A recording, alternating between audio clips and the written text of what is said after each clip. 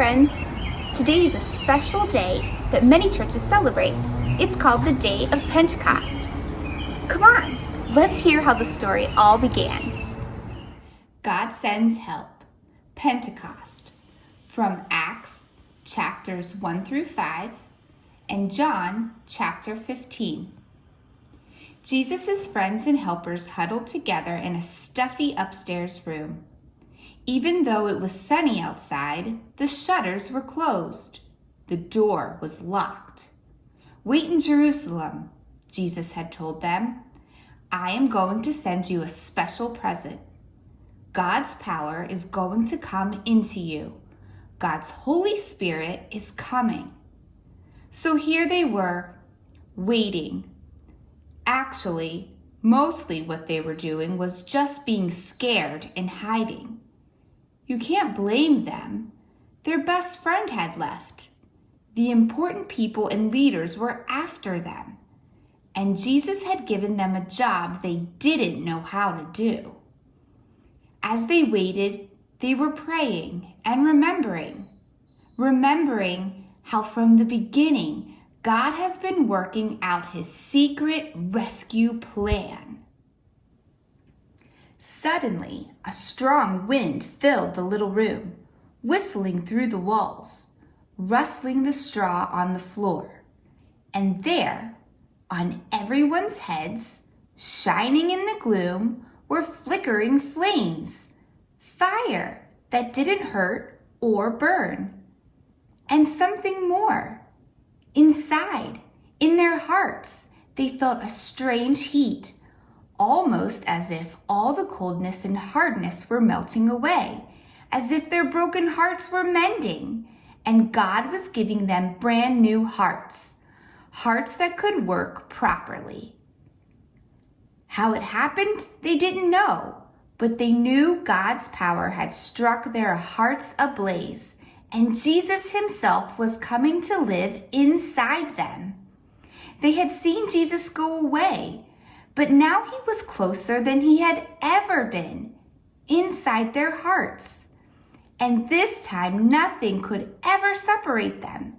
Jesus would always be there, with them, loving them, whispering the promise that would get rid of the poison and the terrible lie and the sickness in their hearts. God's wonderful promise to them. "You are my child, and I love you.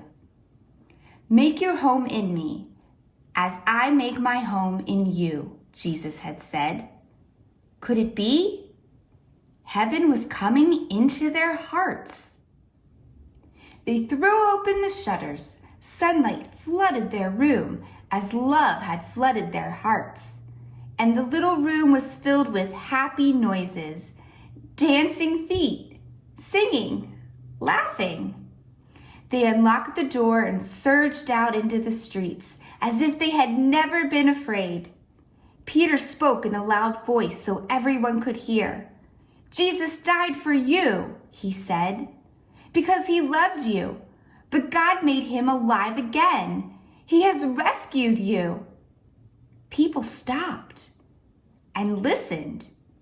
The words sank deep into their hearts and worked like a medicine that makes you well, like the antidote to a deadly poison, like a kiss that wakes you from a deep sleep. "Stop running away from God," Peter said. "Run to him instead so he can love you and make you free." And Peter told them the wonderful story of God's love, God's never stopping, never giving up, unbreaking, always and forever love. How Jesus had come, all that had happened. There were lots of people from faraway countries in Jerusalem. They couldn't speak the same language, but as they listened to Peter, everyone could understand what he was saying in their own languages. Many people believed and became Jesus' new friends and helpers, and the wonderful news of Jesus spread like sparks from a fire to villages, towns, cities. Every day, more and more people believed. And so it was that the family of God's children, his special people, grew. One man was watching. "I'll stop this," Saul said. But this was God's plan, and nothing in all the world would ever be able to stop it. The Holy Spirit is still with us today, and my prayer for each of you is that you will hear him when he's speaking to your heart, and you will see him as he moves through your life, and you will feel the power of his presence with you each and every day.